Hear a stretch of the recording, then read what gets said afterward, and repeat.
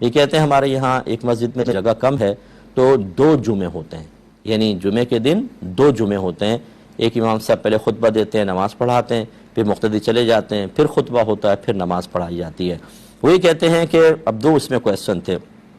ایک جمعہ ایک امام صاحب نے خطبہ دیا، انہوں نے نماز پڑھائی،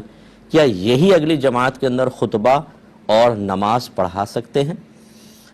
دیکھیں فقہ حنفی کی روشنی میں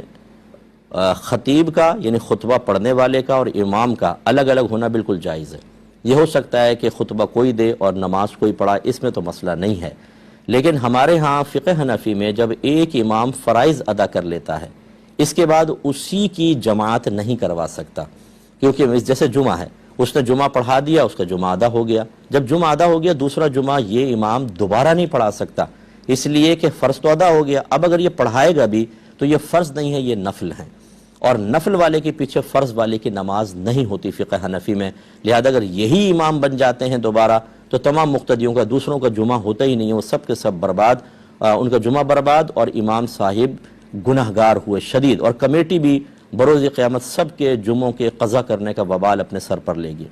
اور اگر یہ صورتحال ہے کہ ایک خطیب صاحب خطبہ پڑھتے ہیں پھر وہ نماز پڑھا دیتے ہیں، پھر جب اگلی نماز آتی ہے وہی خطیب صاحب خطبہ پڑھتے ہیں لیکن نماز کوئی اور پڑھا دیتا ہے، پھر کوئی حرج نہیں، امام علیحدہ ہو گئے، اور خطبہ کا تو میں نے آپ کو پہلے ہی بتا دیا کہ اگر خطبہ ایک الگ شخص نے پڑھا اور نماز دوسرے شخص نے پڑھائی بالکل ہو سکتی ہے۔ امید ہے کہ آپ بات سمجھ گئے ہوں۔